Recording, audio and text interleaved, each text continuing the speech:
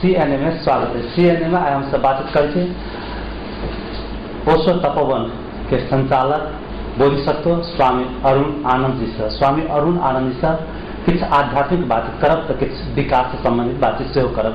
सबसे पहले उनका स्वागत करें। अपनी के स्वागत है। धन्यवाद।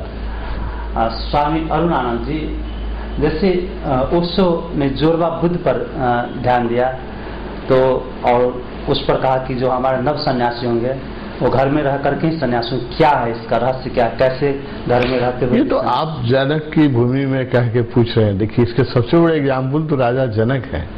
पृथ्वी पर हम लोग जब दुनिया भर में घूमते हैं और नव सन्यास का, जोरवादी बुद्धा का एग्जाम्पल की बात होती है तो हम राजा जनक की बात करते हैं। इससे बड़ा कौन एग्जाम्पल हो सकता है ना? राजा होके भी ऋषि, राजर्षि, है ना, राजमहल में रह के सारे भोग विलास के बीच में रह करके भी वैरागी। यही है ओशो का जोरवा। ओशो के जोरवा बुद्धा को समझना है तो राजा जनक को समझने से बस हो जाएगा। हाँ, लेकिन राजा जनक को समझने से तो हो जाएगा, लेकिन समझना उतना आसान नहीं है। लोग नाम तो ले लेते हैं राजा जनक, है ना, कह तो देते हैं समझ, लेकिन राजा जनक को समझने के लिए बहुत बड़ी अंडरस्टैंडिंग चाहिए। राजा जनक को समझने के लिए और जनक को जो मुमुक्षा थी उसको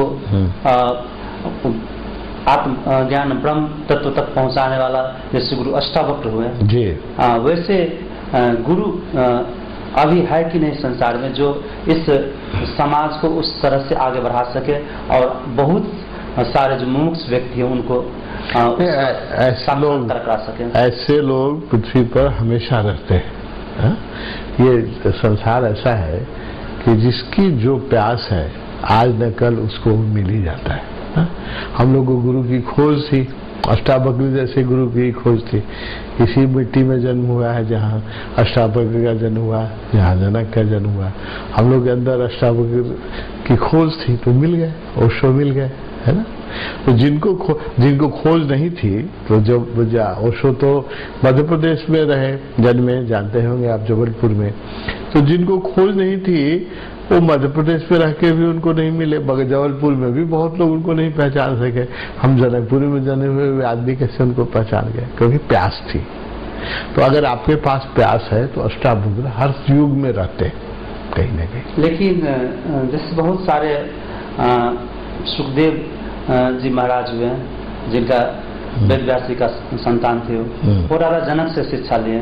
और उसी तरह मैं इसको इसलिए रख रहा हूँ कि जब भी कभी समाज में एक जोरवादी बुद्ध के मार्ग पर चलने वाला और एक ऐसे ऋषि सन्यासियों का समूह शुरू से रहा, याज्ञवल्क्य हो, गार्गी हो अथवा गुरु वशिष्ठ हो, विश्वामित्र हो, उन्होंने अपने तपोवन के बल पर ब्रह्म ज्ञान को उपलब्ध हुए। उन्होंने परिवार को जब तपस्या में लीन रहे थे तब उन्होंने परिवार को उतना ध्यान नहीं दिए। तो क्या भेद है ये दोनों में? देखिए, असल बात जो है वो है आत्मबोध कर लेना, है ना। अपने अंदर जो आपके अंदर छुपा हुआ तत्व है जो मरता नहीं है, जलता नहीं है, घटता नहीं है, बढ़ता नहीं है, अपमानित नहीं होता है, सम्मानित नहीं होता है। आपके भीतर एक, हम सब के भीतर एक तत्व है। मुख्य बात है उसको पहचान लेना। अब आप किस ढंग से उसको पहचान लेते हैं, आत्मबोध कैसे कर लेते हैं? बहुत लोग तप करके किए, बहुत लोग कीर्तन, चैतन्य महाप्रभु नाच के किए, मीरा नाच करके कर गई, है ना। बहुत ज्ञान मार्ग से किए, है ना। बहुत उसको बुद्ध जैसे व्यक्ति राजपाट छोड़ करके जंगल में जा करके तपस्या करके किए। तो कैसे प्राप्त किए इसकी अलग अलग ढंग के लोग के अलग ढंग से पाप प्राप्त करेंगे। वो जो प्राप्त किए वो एक ही चीज है, वो है करना एक ही है। हाँ, वो आत्म तत्व है। वो ऐसा एक तत्व है जो न कभी सम्मानित होता है न कभी अपमानित होता है, न सुखी होता है न दुखी होता है, सदा आनंद है, आनंद स्वरूप। क्या ये जो मार्ग की जो विविधताएं हैं तो कोई भी मार्ग उपयुक्त हो सकता है कि जैसे ध्यान और समाधि की एक मार्ग, जैसे आप कहें भजन कीर्तन की परंपरा है हम लोग के मिथिला में, भक्ति के भाव में डूबे रहने की परंपरा है। अधिकतर जो आम जनमानस कहे तो भक्ति भाव में ही डूबे रहते हैं। तो इससे क्या मतलब दोनों उपयुक्त है और दोनों में से किस तरह से सहज क्या है? देखिए, सहज हर व्यक्ति के लिए अलग अलग सहज होगा, है ना। किसी के लिए सुबह उठते ही चाय पीना सहज है, नहीं चाय पिए तो उसको नींद ही नहीं ठीक से खुलती है। अच्छा, अब हमारे लिए सुबह में चाय पीना बहुत कष्टप्रद है, हम नहीं पी सकते। तो एक ही चीज आपके लिए सहज हो सकता है, मेरे लिए असहज हो सकता है। इसलिए ये सहजता जो है व्यक्ति के विशिष्टता पर निर्भर है, आपका बनावट कैसा है, आपकी आवश्यकता। अब बुद्ध नहीं नाच सकते हैं, चैतन्य महाप्रभु बैठ के पेड़ के नीचे ध्यान नहीं कर सकते, वो नाच ही सकते हैं। मीरा नाच ही सकती है, शंकराचार्य नाच नहीं सकते। शंकराचार्य को नचाने की कोशिश की जाए तो गलती होगा, और मीरा को अगर कहा जाए कि तू उपवास करके पेड़ के नीचे बैठ के 12 घंटे ध्यान करे तो वो कठिन होगा, उसका स्वभाव नहीं है, उसका स्वधर्म नहीं है। हमारे यहाँ गीता में एक बहुत बढ़िया श्री कृष्ण ने कहा है, अल्टीमेट बात कह दी है भगवान। आइए ना, उन्होंने भगवान ने क्या कहा है कि स्वधर्मो निधर्म श्रेय पर धर्मो भयावह।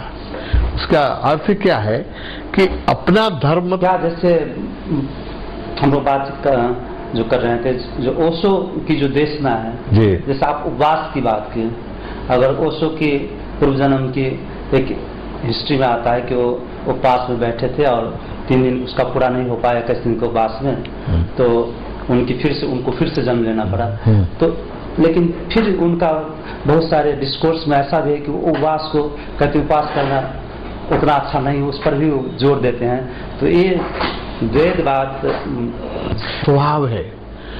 कोई दो व्यक्ति को एक मार्ग पर चलाने की चेष्टा नहीं करनी चाहिए। न भोजन, दो व्यक्ति को एक तरह का भोजन सूट करता है, न एक तरह का राग। हमारे यहाँ इसलिए हमारे संस्कृति में इतने राग रागनी है, क्यों है? हर राग हर व्यक्ति को अच्छा नहीं लगता है। किसी को बागेश्वरी अच्छा लगता है, किसी को हंसध्वनि अच्छा लगता है। स्वभाव है। कोई दो व्यक्ति को एक मार्ग पर चलाने की चेष्टा नहीं करनी चाहिए।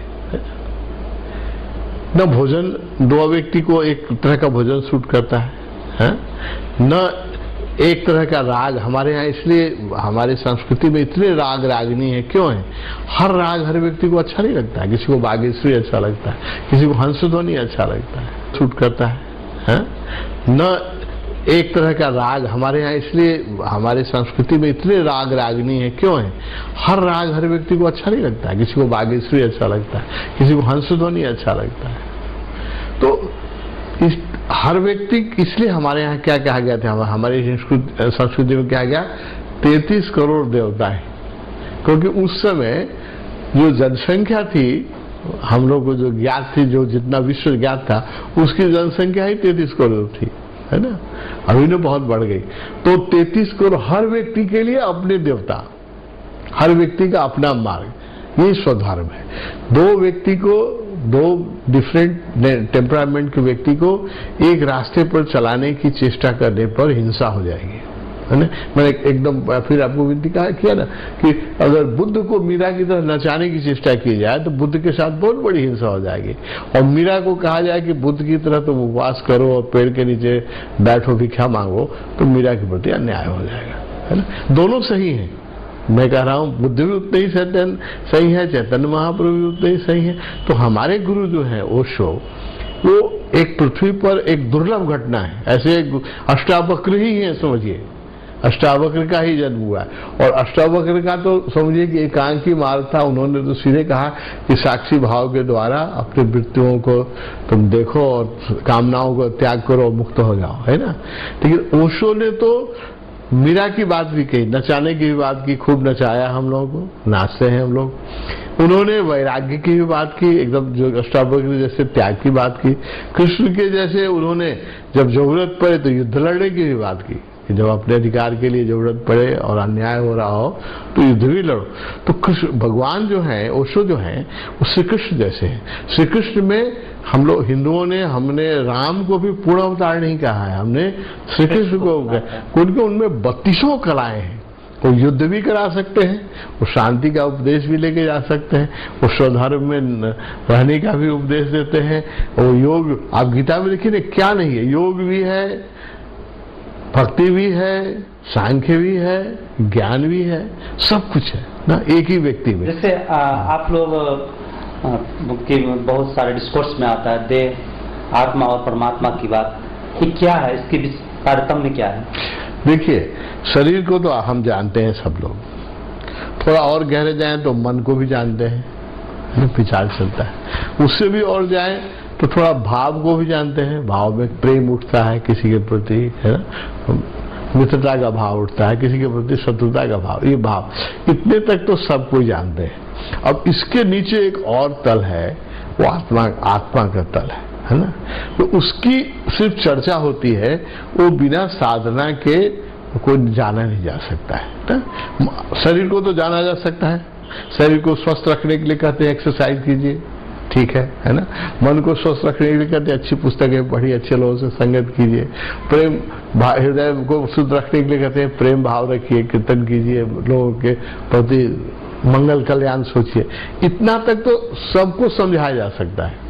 अब इसके बाद एक गहरा तल है, वो आत्मा का तल है ना।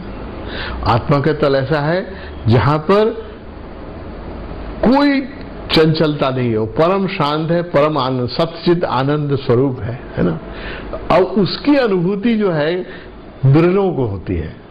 मन बुद्धि अहंकार की अनुभूति तो सबको हो जाती है, ये आत्म अनुभूति है बिरले को होती है। उसके लिए साधना करनी पड़ती है, उसके तपस्या करनी पड़ती है। तो आत्म अनुभूति की जो बात है, तारतम्य में क्या, कैसे, मतलब उस देह से कैसे आत्म तत्व पर, हाँ, साधना ही मार्ग है। हाँ, उसके लिए साधना मार्ग है। और जैसे मैंने कहा कि दो आदमी की साधना एक तरह की नहीं होगी। किसी की साधना उपवास करके हो सकती है, किसी की साधना बहुत, जनक जैसे राजसी राजमहल में सुस्वादु भोजन करके, संगीत सुन करके, नर्तकियों का नृत्य देख करके भी जाग जा सकते हैं। ये बड़ा आश्चर्य है ना। तो हर धर्म को जानना जरूरी है। हाँ, अपने धर्म को, जो गीता का अगर कहा जाए तो एक ही श्लोक में सारा गीता आ गया है, स्वधर्मम निधनम से पर धर्मो भयावह। अपना स्वभाव जानना चाहिए, मेरा धर्म क्या है, मैं कैसे मुक्त होऊंगा, मुझे कैसे आनंद मिलेगा, मुझे कैसे स्वतंत्रता मिलेगी, उस मार्ग पर चलना चाहिए।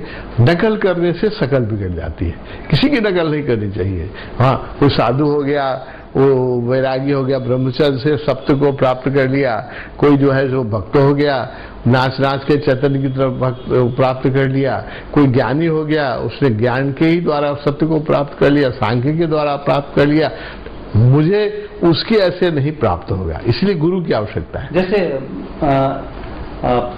पतंजलि, महर्षि पतंजलि के बारे में जो बहुत सारे बात आए हैं, उसको एक डिस्कोर्स में मैंने सुना था कि उन्होंने बोला कि ये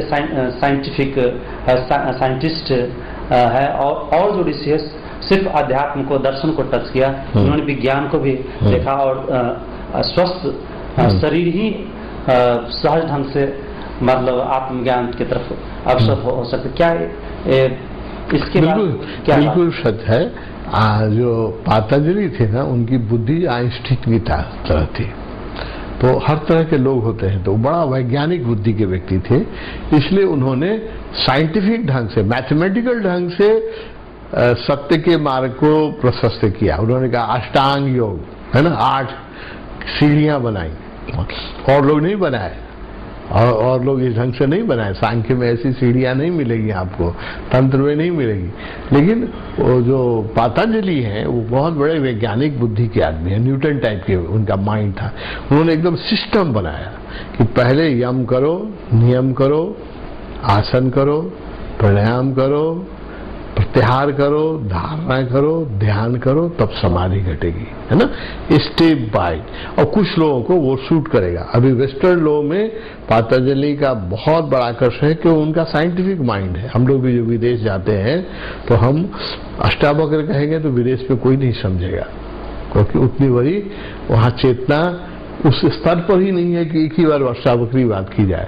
तो वहां पर पतंजलि की बात ही करनी पड़ती है। जैसे आप जो बात किया, यम नियम आसन प्राणायाम प्रत्याहार धारणा ध्यान और समाधि की बात, तो अभी जो पतंजलि का जो मार्ग है, और बहुत सारे गुरुओं को अगर हम लोग देखें जो खासकर योग गुरु कहलाते हैं, तो वो सिर्फ 4 ही मार्ग को चयन करते, जो प्रारंभिक मार्ग है, यम नियम आसन प्राणायाम और धारणा ध्यान समाधि की जो बातें वो लोग छोड़ते जा रहे हैं। बहुत वैसे इसका भी बहुत सारे गुरु है, धारणा ध्यान समाधि के बारे में आप लोग भी उसी पर अधिक जोर देते हैं, लेकिन क्यों जन जन में क्यों ये 4 ही सिर्फ सूट करता है?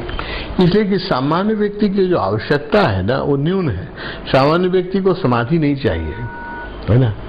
उसको क्या चाहिए? अच्छा शरीर चाहिए, उसको चाहिए कि थोड़ा मन की वृत्तियों पर थोड़ा सा नियंत्रण हो। तो अब योग का संसार में आकर्षण बढ़ रहा है हमें। हालांकि जन्म तो योग का हम लोग यहाँ से हुआ है, इस हिंदू संस्कृति की देन है, लेकिन अभी देखिएगा, मैं अमेरिका साल में 2 महीना रहता हूँ, हर समय जाता हूँ। वहां पर टाइम स्क्वायर में भी, जहां पर कि 1 इंच जमीन की भी भाड़ा जो है बहुत महंगा है, दुनिया का सबसे महंगा है, वहां भी वो योगा स्टूडियो जो है कॉमर्शियली वायबल हो रहा है। मतलब जहां सोनी का शोरूम है, जहां पर आपका ये होंडा मोटरसाइकिल बिक रही है, जहां उसका शोरूम है, उतने महंगे सानियों का और इसका गूगल का जहां पर शोरूम है, उसके बगल में योगा का शोरूम भी वायबल हो रहा है। योग पर इतना आकर्षण है क्योंकि सबको स्वस्थ शरीर चाहिए, है ना। लोगों को नींद नहीं आती है, नींद चाहिए। तो ये जिनको बेसिक चीजें चाहिए, है ना। वैराग्य तो बहुत ऊंची की बात है ना। निर्वाण किसको चाहिए? निर्वाण तो बहुत कम लोगों को चाहिए। मुक्ति किसको चाहिए? आत्मबोध किसको चाहिए? थोड़े से लोगों को चाहिए। स्वास्थ्य तो सबको चाहिए, है ना। इसलिए योग का आकर्षण बढ़ रहा है। इसलिए ज्यादातर गुरु जो हैं वो 4 की भी बात नहीं, यम नियम की बात कहाँ करते हैं। वो तो सिर्फ आसन और प्राणायाम की बात करते हैं। यम नियम तो बहुत बड़ा आत्मानुशासन है, आत्मानुशासन है, वो तो बहुत बड़ा डिसिप्लिन है। उसकी पश्चिम में कोई बात नहीं करता है यम नियम की। यहाँ से जो गुरु जाते हैं सीधे प्राणायाम और योगासन, ताकि शरीर ठीक रहे और पैसा कमा सके। और वहां पर देखिए ये योग निकाला गया था किस लिए? कि आपको आत्मबोध हो, है ना। आत्मा, योग का मतलब परमात्मा से आपका यूनियन हो, आप परमात्मा से जुड़ जाए, इसके लिए योग निकाला गया था। लेकिन अभी पश्चिम में योग का जो उपयोग हो रहा है कि हमारा शरीर ठीक रहेगा तब हम सेक्स ज्यादा भोगेंगे। भोगवादी संस्कृति है। शरीर ठीक रहेगा तब तो हम आइसक्रीम भी खाएंगे, बियर भी पिएंगे और क्लब भी जाएंगे। बॉडी तो ठीक होना चाहिए। जो योग बना था आत्मबोध के लिए, उस योग का अभी उपयोग हो रहा है भोग के लिए, कि शरीर स्वस्थ रहेगा तभी तो भोगेंगे, है ना। तो भोग का आकर्षण है सारे संसार में। प्रकार की शांति कैसे हो सकता है? तनाव कैसे हट सकता है? देखिए, एक तो मैं कहूंगा कि अधिकांश लोगों का तो तनाव कभी नहीं घटेगा, क्योंकि अधिकांश लोगों को इतनी समझ ही नहीं है। उनकी जो समझ है ब्रेड एंड सेक्स की है, अधिकांश लोगों की। उनको खाना मिलना चाहिए, सेक्स मिलना चाहिए, थोड़ा सा सम्मान मिलना चाहिए, इससे जीवन तृप्त हो जाता है उनका। तो उनको, जिनको ब्रेड, सेक्स और अहंकार की तृप्ति, सम्मान मतलब अहंकार की तृप्ति, ये 3 चीज की भूख है, उनके जीवन में तनाव कभी नहीं मिटेगा। क्योंकि अहंकार जो है वो तनाव को सृजन करता रहेगा और सेक्स जो है वो समस्याएं खड़ा करता रहेगा। इसलिए और 99% लोगों की आवश्यकता जो है वो है ब्रेड, सेक्स और ईगो। ईगो मतलब थोड़ा सम्मान, थोड़ी हमको इज्जत करें, लोग सलाम करें, अच्छा कहें, मेरा फोटो छपे, टीवी में हम आए। ये भी एक जैसे अब कुछ हम लोग आध्यात्मिक की चर्चा के अंत तरफ आ गए हैं। जैसे ओशो ने कहा था 10,000 नव सन्यासियों की चर्चा की, और खास करके जो आत्मज्ञान की प्राप्त हो उस टाइप की। जैसे आप कल हम गए थे कुछ देर के लिए कार्यक्रम में, जब दीक्षा हो रही तो 1 लाख से अधिक आपने दीक्षा दे चुका है। इस तरह और भी ओशो के बहुत सारे मार्ग पर चलने वाले गुरु है, सदगुरु है, तो उन लोग ने भी बहुत सारे को दीक्षा दिए हैं। तो जब इतना बड़ी संख्या हो गया तो फिर 10,000 बुद्ध की आगमन क्यों नहीं हो रहा है? नहीं, देखिए ऐसा है, दीक्षा देना एक बात है, स्कूल में नाम आपने लिखा दिया विद्यार्थी का, लेकिन अब उसको पीएचडी करने में तो बहुत टाइम लगेगा ना। अभी तो 1 क्लास में। क्या विश्वास है आपको उतना ओशो की सपना पूरा हो जाएगा? 10,000 बुद्ध इस पूर्वी सभ्यता का इस धरा पर फिर से आएंगे? हाँ, हम लोग उसी विश्वास पर तो जी रहे हैं। मेरा जीवन तो ओशो के विश्वास पर ही समर्पित है। हम लोग इसीलिए काम कर रहे हैं लेकिन ये जो बात है वो ऐसा नहीं, सीजनल फ्लावर नहीं है कि अभी आपने रोप दिया और अभी फूल खिल गया ना। ये तो देवदार का वृक्ष है, इसको बड़े होने में समय लगता है। आदमी के अंदर रूपांतरण, आदमी तो राक्षस है ना, हम लोग आए कहाँ से? बंदर से आए, बंदर का स्वभाव है हमारे, जानवर से आए। हमारी जो वृत्तियां हैं वो पाश्विक है। हम क्या चाहते हैं? ज्यादा से ज्यादा पैसा हमको मिले, ज्यादा से ज्यादा भोग हमको मिले, ज्यादा से ज्यादा जमीन मेरे नाम पर हो जाए, है ना। सब लोग को और चाहिए, जितना मिला है उससे किसी को संतोष नहीं है। और एक अंतिम जिज्ञासा इसके संबंध में, जैसे ओशो की, जैसे आप लोग भी अलग अलग बहुत सारे, हम अभी कहें जैसे कॉम्यून है, ओशो तपोवन है, ओशो धारा है, तो इस प्रकार की बहुत सारी संस्थाएं हैं और भी छोटे छोटे इकाई में भी बढ़ा हुआ है ओशो की। और जैसे ओशो एक बार डिस्कोर्स में कहे थे, जो जिस तरह से दूसरे धर्म के बहुत सारे सदगुरु का है, जब उनके ब्रह्मलीन हुए, आत्मलीन हुए, उसके बाद में बहुत सारे मार्ग हो गए, जैसे मोहम्मद की भी 2 मार्ग हुए, इस प्रकार जैन धर्म में भी महावीर की मृत्यु के बाद श्वेतंबर दिगंबर की बात है, बुद्ध में भी हीनयान महायान की बात है। तो क्या हम लोग भी उसी मार्ग को डिफरेंट उसी कलर में देने की कोशिश कर रहे हैं कि ये स्वाभाविक रूप से घटती है कि तिक्ता से डिवीजन? नहीं, मनुष्य का स्वभाव है। देखिए, मनुष्य मिल के नहीं रह सकता है, अहंकार एक साथ नहीं रहने देते। इसलिए देखते हैं ना, रोज पार्टियां टूटती ही हैं, रोज पार्टियां जुड़ती हैं। एक कार्ल मार्क्स का तो एक सिद्धांत था, कार्ल मार्क्स के सिद्धांत पर कितनी पार्टियां नेपाल में ही देखिए ना, और वो रोज उसमें से टुकड़ा होता है, फिर रोज जुट जाता है, फिर टुकड़ा हो जाता है, फिर सत्ता की जब दौड़ होती है फिर टुकड़ा हो जाता है, फिर जब चुनाव आता है फिर जुड़ जाते हैं। तो ये कारण क्या है कि मनुष्य का जो अहंकार है वो एक साथ जीने में बहुत बाधक है। एक रूफ के अंदर, एक छत के अंदर बहुत अहंकार नहीं हटाते हैं, इसलिए सब लोग नई पार्टियां खोलते हैं। ओशो में भी कई धारा बन जाती है, कई तरह के ये बन जाते हैं, क्योंकि हर व्यक्ति का एक अपना अहंकार की एक भूख है कि मुझे प्रतिष्ठा मिले, मुझे सम्मान मिले, मुझे रिकॉग्निशन मिले। इसलिए लोग शाखा प्रशाखा खोलते चले जाते हैं। ये रुकेगा नहीं, ये ओशो में भी नहीं रुकेगा, क्योंकि मनुष्य तो वही न है।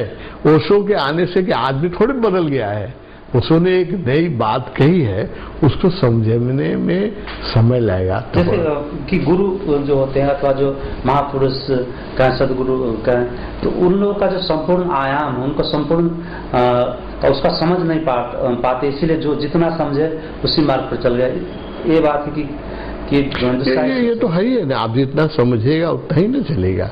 हर व्यक्ति एक ही बार में ओशो को नहीं समझ सकता। अष्टावक्र गीता देखिए, एक अष्टावक्र गीता के पहले श्लोक सुन के जनक आत्मबोध को प्राप्त हो गए। कितना अष्टावक्र गीता तो जनकपुर में बिक रही है, कितने लोग पढ़े, किसको बोध प्राप्त होता है। तो व्यक्ति की अपनी तैयारी जैसी है, व्यक्ति का अपना संस्कार जैसा है, उसकी त्वरा जितनी है, उसका प्यास कितना है। लोगों के पास प्यास ही नहीं है। हम लोग इसलिए आध्यात्मिक की बात हर जगह नहीं करते हैं, क्योंकि लोगों की प्यास जो है वो सम्मान की है, वो लोगों की प्यास पद की है, लोगों की प्यास जो है पैसे की है। उनके सामने अष्टावक्र का बात करना भैंस के आगे बीन बजाना है।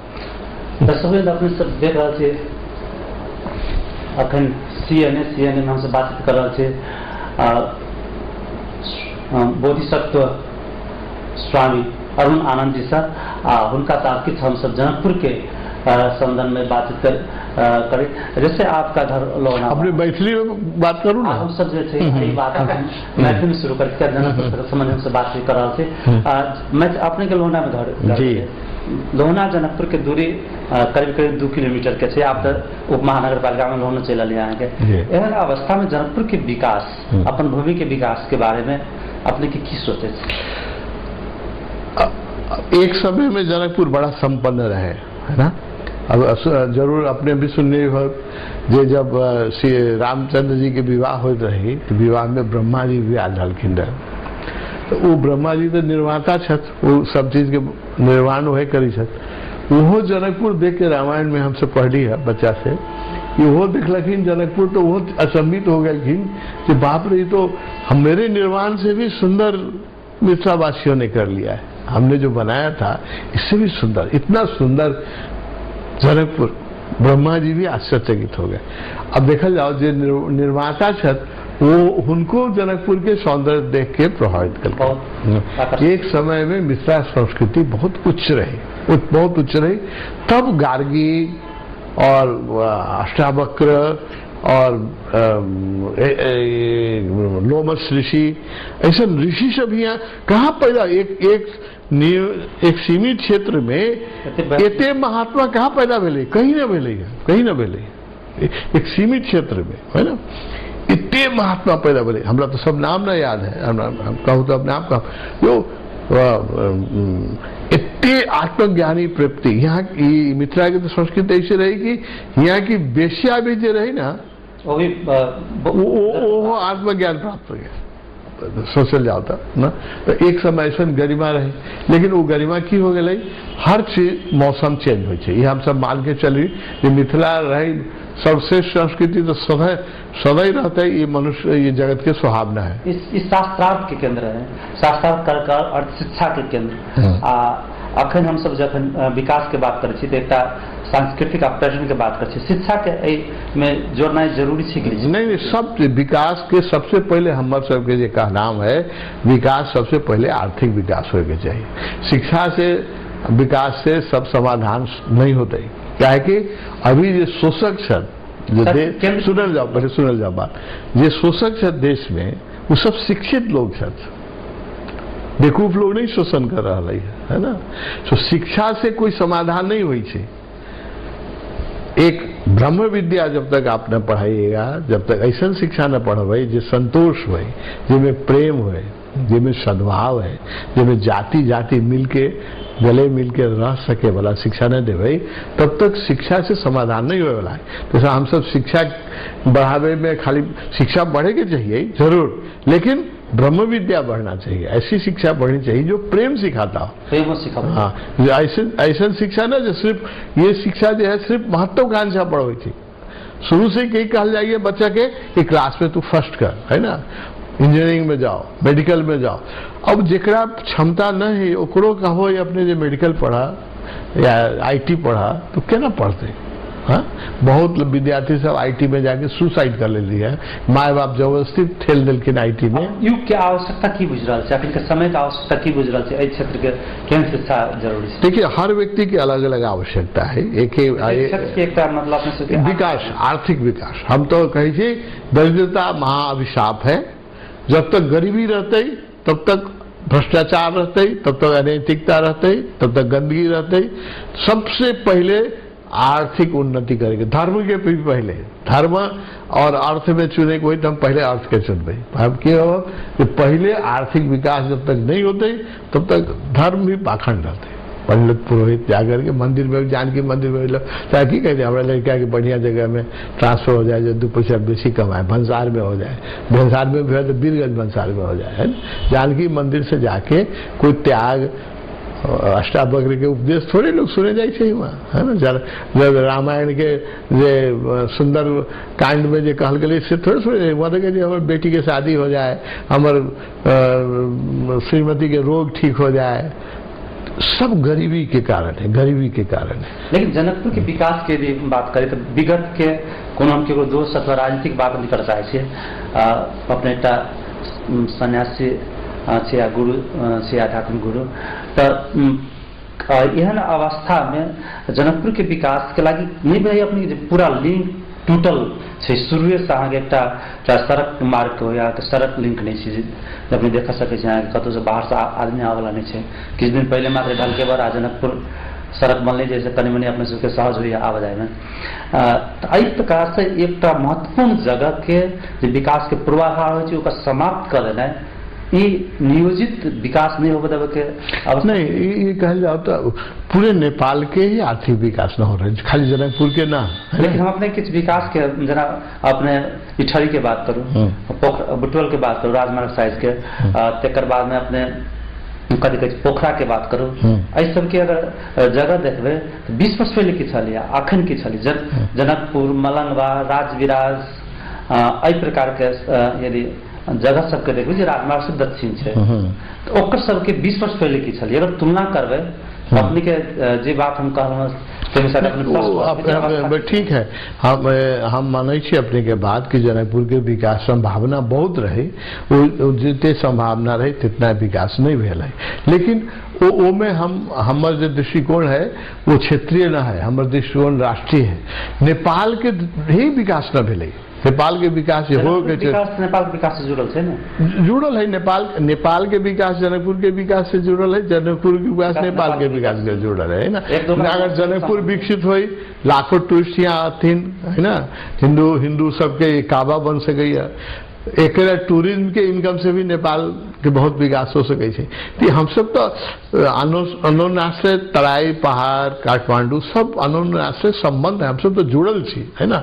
हम एक ए में विद्वेष पैदा करे वाला कोनो बात न करे के चाहिए, हमके चाहिए जातीय स्वभाव रहे के चाहिए।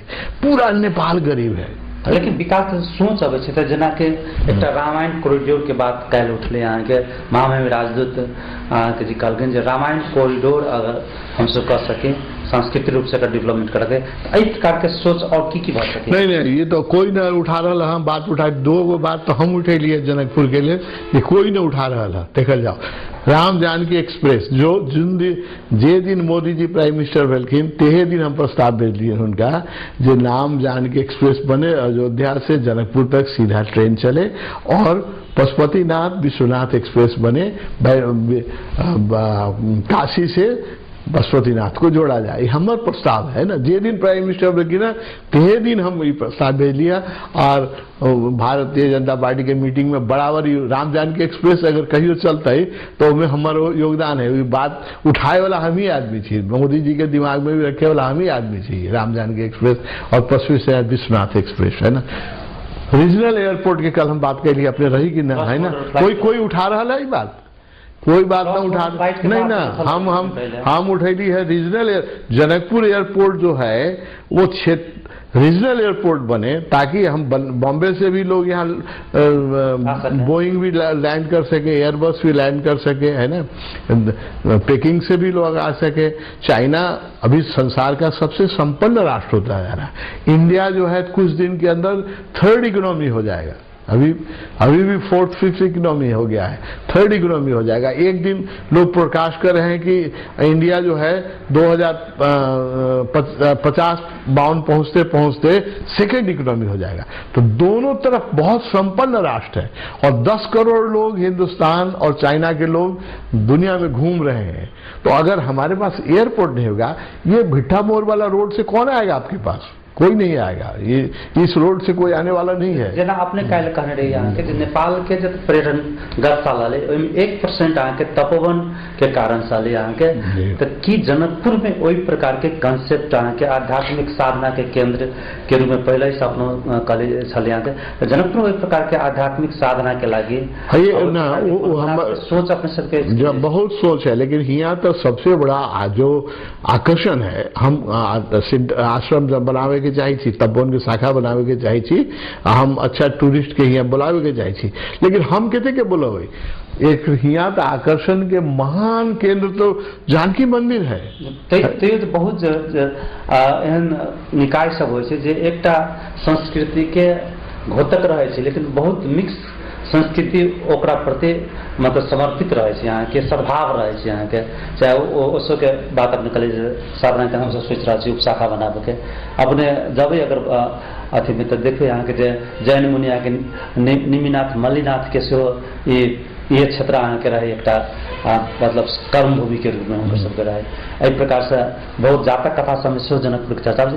एक जब बहुत बेसी आयाम से जुड़ल जनकपुर से वही आयाम से के पुनः स्थापित करबे की जाए छै। मतलब सबसे पहले आज यातायात के सुविधा, सबसे पहले यहाँ एक तरह से सोचल जाए तो अपने सब जनकपुर के जो अभी स्थिति है से कहने एगो टापू जना हो गया है, कोनो रोड से बढ़िया से आदमी यहाँ न पहुंच सके। पीठा मोड़ के रोड देखा जाता है ना रोड से आदमी बढ़िया से पहुंच सके।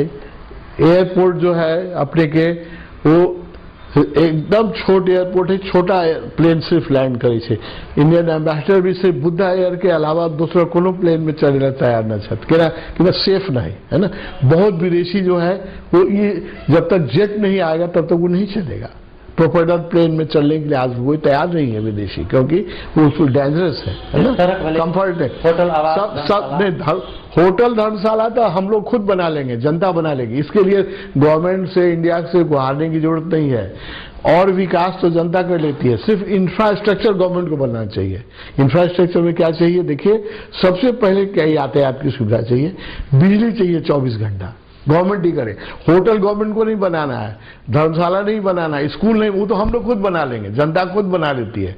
रोड हम नहीं बना सकते हैं, एयरपोर्ट हम नहीं बना सकते हैं, जो हम नहीं कर सकते हैं वो गवर्नमेंट करे, जो हम कर सकते हैं। जो आपने जो प्रस्ताव रखने चाहिए वो प्रस्ताव पर बहुत जल्दी वर्क होने की संभावना है। देखिए, विचार कभी मरता नहीं है। कार्ल मार्क्स ने बैठ करके इंग्लैंड के लाइब्रेरी में जो विचार किया था, एक दिन उस विचार के कारण आधी दुनिया कम्युनिस्ट हो गई थी। सोचते हैं ना, विचार में बड़ी शक्ति होती है। तो हमने जो राम जानकी एक्सप्रेस की बात मेरे दिमाग में बहुत दिन से थे, मोदी जी जैसे प्राइम मिनिस्टर हुए वैसे मैंने बात उनके दिमाग में रखी है ना, भेजा लिख के, और भारतीय जनता पार्टी के मीटिंग में बोलता रहा। आज राम जानकी एक्सप्रेस सबके मुंह पर आ गया, आएगा एक दिन, है ना। रीजनल एयरपोर्ट की बात में कोई नहीं उठा रहा है, रीजनल एयरपोर्ट की बात जनकपुर के नेता लोग भी नहीं उठा रहे हैं, जनकपुर के नहीं कोई नहीं उठा रहे हैं, कोई समझ भी नहीं रहे इस बात को। मैं तो इंजीनियर भी हूं ना, पेशा से भी इंजीनियर हूं, मैं जानता हूं कि एयरपोर्ट को कैसे विकसित किया जा सकता है। कल मैंने बहुत टेक्निकल बात कही, आपने सुना नहीं शायद। 1600 मीटर ऑलरेडी है आपका एयरपोर्ट, है ना। अब इसको सिर्फ 600 मीटर और जोड़ दिया जाए तो यहां बोइंग लैंड करने लगेगा। 600 मीटर जोड़ना कोई बड़ी बात नहीं है, आधा किलोमीटर एयरपोर्ट को एक्सटेंड करना है, उतना एक्सटेंड कर दिया जाए और इसकी जो स्ट्रेंथ बढ़ा दी जाए तो यहाँ बॉम्बे से डायरेक्ट प्लेन लैंड करेगा, दिल्ली से डायरेक्ट प्लेन लैंड करेगा। तब जेट जब लैंड करेगा तभी लोग अच्छे टूरिस्ट आएंगे जो इस तरह के होटल में रहेंगे। और इस तरह का होटल गवर्नमेंट को नहीं बनाना है, आप एयरपोर्ट बना दीजिए ना, होटल तो हम लोग खुद, जनता खुद बना लेती है, लगाएंगे। और जनकपुर के जो सांस्कृतिक पहचान, जो खास करके जैसे यहाँ का बहुत नृत्य, झिझिया की बात करें और बहुत सारे पर्व, सामा चकेवा, इस प्रकार के जो सांस्कृतिक जो बहुत है वो सब समाप्त हो रहा है। इसके बाद देखिए, मैं मेरा बड़ा दृष्टिकोण स्पष्ट है, मेरी बात आप सुन नहीं रहे। मैं कह रहा हूँ, एक आप सुने होंगे गांव में हम लोग का उखान है, गरीब के मेहरारू सबके भौजी, सुने कि नहीं? हाँ, मेरी बात आप सुन नहीं रहे। मैं कह रहा हूँ कि जब तक गरीबी रहेगी तब तक ना आपका झजिया उठेगा, न मिथिला आर्ट उठेगा, ना आपकी मैथिली भाषा उठेगी, कुछ नहीं। गरीब की मेहरारू सबकी भौजी, है ना। हम सब बातचीत कर रहा था यहाँ के बोधिसत्व स्वामी अरुण आनंद जी से हमसे दूध संदर्भ में बातचीत करिए। एक आध्यात्मिक एक जनकपुर विकास है जो अपन स्पष्ट धारणा रखते जाबे तक विकास के लागे अथवा आदमी जाबे तक आर्थिक रूप से संपन्न नहीं भरे ताबे तक आध्यात्मिक मार्ग पर से चलना बहुत कठिन हो। साथ विकास के लागे सबसे पहले सड़क जरूरी है अथवा यातायात जरूरी है से बात पर जोर देलखिन। के लागे वो पहल से कर रहा था, वो बात स्पष्ट करखिन। अंत में की कहते हैं 24 घंटा बिजली चाहिए। आजकल बिना बिजली के कुछ व्यवहार नहीं चल रहा है ना। ये दुर्भाग्य है कि 12 घंटा अपने की लोड शेडिंग रही है। जब तक 12 घंटा लोड शेडिंग रहता है, दिमाग के भी लोड शेडिंग। नेपाल से जुड़ल बात कर नेपाल न पूरा राष्ट्र के लेकर संभावना जरूर यह सब, अगर यहाँ ठीक से कोशिश की जाए 1 साल के अंदर लोड शेडिंग अंत हो जाए। हम पेशा से भी इंजीनियर छी, हमको हवादारी बात नहीं कर रही है। बहुत आसान टेक्नोलॉजी है। देखल जाओ जो रिन्यूएबल एनर्जी है, जैसे सोलर एनर्जी है, सोलर एनर्जी 3 महीने के अंदर आप इंस्टॉल कर सकते हैं। 100 मेगावाट का प्रोजेक्ट जो है 3 महीने का, सिर्फ पैसा चाहिए, सिर्फ लगन चाहिए, है ना। पैसा भी है दुनिया में कि तुम्हारा पैसा नहीं डूबेगा। तो चाइना से, इंडिया से इतना पैसा आएगा कि यहाँ सब कुछ हो सकता है। तो सबसे पहले बिजली चाहिए। बिजली नहीं रहेगी ना होटल चलेगा। यहाँ जो जनरेटर चला के होटल चलता है उनको कितना घाटा लगता है, न स्कूल चल सकता है, न कंप्यूटर चल सकता है ना। बिजली तो आजकल प्राण है, ऑक्सीजन है। सर आध्यात्मिक संदेश के लिए बताया चांद में आपने। हाँ, आध्यात्मिक के लिए भी मैं कह रहा हूँ कि जब तक भौतिक विकास नहीं होगा तब तक आध्यात्मिक पाखंड आपने समय दिलों थे के लिए बहुत बहुत धन्यवाद बोधिसत्व स्वामी अरुण आनंद जी। प्रणाम।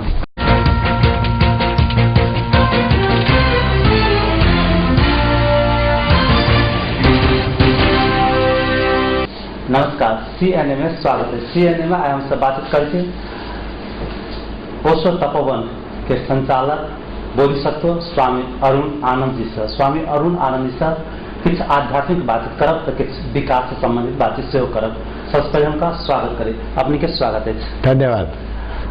स्वामी अरुण आनंद जी, जैसे ओशो ने जोरवा बुद्ध पर ध्यान दिया तो और उस पर कहा कि जो हमारे नव सन्यासी होंगे वो घर में रह करके ही सन्यासी, क्या है इसका रहस्य, क्या कैसे घर में रहते हुए? ये तो आप जनक की भूमि में कह के पूछ रहे हैं। देखिए, इसके सबसे बड़े एग्जाम्पल तो राजा जनक है। पृथ्वी पर हम लोग जब दुनिया भर में घूमते हैं और नव सन्यास का, जोरवादी बुद्धा का एग्जाम्पल की बात होती है तो हम राजा जनक की बात करते हैं। इससे बड़ा कौन एग्जाम्पल हो सकता है ना? राजा होके भी ऋषि, राजर्षि, है ना, राजमहल में रह के सारे भोग विलास के बीच पे रह करके भी वैरागी। यही है ओशो का जोरवा। ओशो के जोरवा बुद्धा को समझना है तो राजा जनक को बस हो जाएगा। हाँ, लेकिन राजा जनक को समझ लेने से तो हो जाएगा, लेकिन समझना उतना आसान नहीं है। लोग नाम तो ले लेते हैं राजा जनक, है ना, कह तो देते हैं समझ, लेकिन राजा जनक को समझने के लिए बहुत बड़ी अंडरस्टैंडिंग चाहिए। राजा जनक को समझने के लिए और जनक को जो मुमुक्षा थी उसको आत्म ज्ञान ब्रह्म तत्व तक पहुंचाने वाला जैसे गुरु अष्टावक्र हुए जी, वैसे गुरु अभी है कि नहीं संसार में जो इस समाज को उस तरह से आगे बढ़ा सके और बहुत सारे जो मुमुक्ष व्यक्ति हैं उनको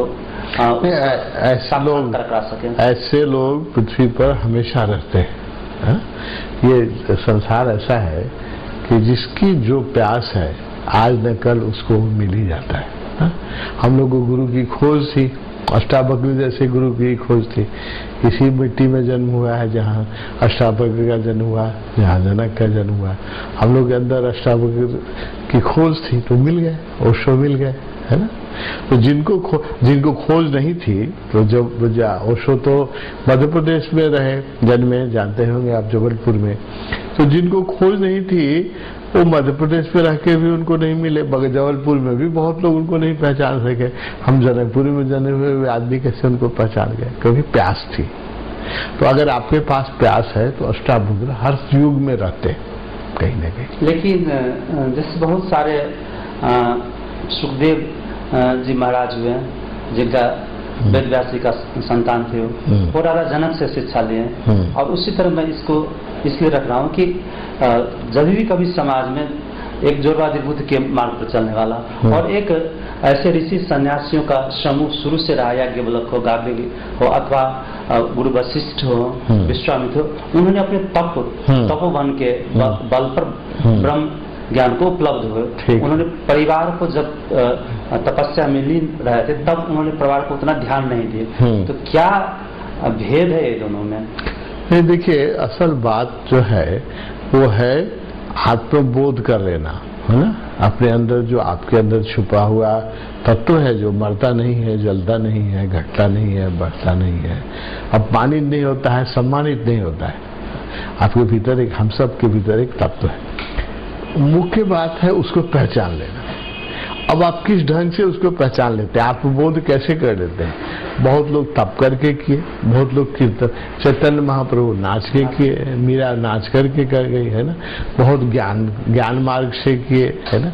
बहुत उसको बुद्ध जैसे व्यक्ति राजपाट छोड़ करके जंगल में जा करके तपस्या करके किए। तो कैसे प्राप्त किए इसकी अलग अलग ढंग के लोग के अलग ढंग से पाप प्राप्त करेंगे। जो प्राप्त किए वो एक ही चीज है, वो है वो आत्म तत्व है। वो ऐसा एक तत्व है जो न कभी सम्मानित होता है न कभी अपमानित होता है, न सुखी होता है न दुखी होता है, सदा आनंद है, आनंद स्वरूप। क्या ये जो मार्ग की जो विविधताएं हैं तो कोई भी मार्ग उपयुक्त हो सकता है कि जैसे ध्यान और समाधि कि एक मार्ग हुआ, जैसे आप कहें भजन कीर्तन की परंपरा है हम लोग के मिथिला में, भक्ति के भाव में डूबे रहने की परंपरा है जी। अधिकतर जो आम जनमानस कहे तो भक्ति भाव में ही डूबे रहते हैं जी। तो इससे क्या मतलब दोनों उपयुक्त है और दोनों में से किस तरह से सहज क्या है? देखिए, सहज हर व्यक्ति के लिए अलग अलग सहज होगा, है ना। किसी के लिए सुबह उठते ही चाय पीना सहज है, नहीं चाय पिए तो उसको नींद ही नहीं ठीक से खुलती है। अच्छा, अब हमारे लिए सुबह में चाय पीना बहुत कष्टप्रद है, हम नहीं पी सकते। तो एक ही चीज आपके लिए सहज हो सकता है, मेरे लिए असहज हो सकता है। इसलिए ये सहजता जो है व्यक्ति के विशिष्टता पर निर्भर है, आपका बनावट कैसा है, आपकी आवश्यकता। अब बुद्ध नहीं नाच सकते हैं, चैतन्य महाप्रभु बैठ के पेड़ के नीचे ध्यान नहीं कर सकते, वो नाच ही सकते। मीरा नाच ही सकती है, शंकराचार्य नाच नहीं सकते। शंकराचार्य को नचाने की कोशिश की जाए तो गलती होगा, और मीरा को अगर कहा जाए कि तू उपवास करके पेड़ के नीचे बैठ के 12 घंटे ध्यान करे तो वो कठिन होगा, उसका स्वभाव नहीं है, उसका स्वधर्म नहीं है। हमारे यहाँ गीता में एक बहुत बढ़िया श्री कृष्ण ने कहा है, अल्टीमेट बात कह दी है भगवान। आइए ना, उन्होंने भगवान ने क्या कहा है कि स्वधर्मो निधर्म श्रेय पर धर्मो भयावा। उसका अर्थ क्या है कि अपना धर्म, क्या जैसे हम लोग बातचीत जो कर रहे थे, जो ओशो की जो देशना है जी, जैसे आप उपवास की बात की, अगर ओशो की पूर्व जन्म की एक हिस्ट्री में आता है कि वो उपवास में बैठे थे और 3 दिन उसका पूरा नहीं हो पाया 21 दिन के उपवास में, तो उनको फिर से जन्म लेना पड़ा। तो लेकिन फिर उनका बहुत सारे डिस्कोर्स में ऐसा भी है कि वो उपवास को कहते उपवास करना उतना अच्छा नहीं, उस पर भी जोर देते हैं। तो ये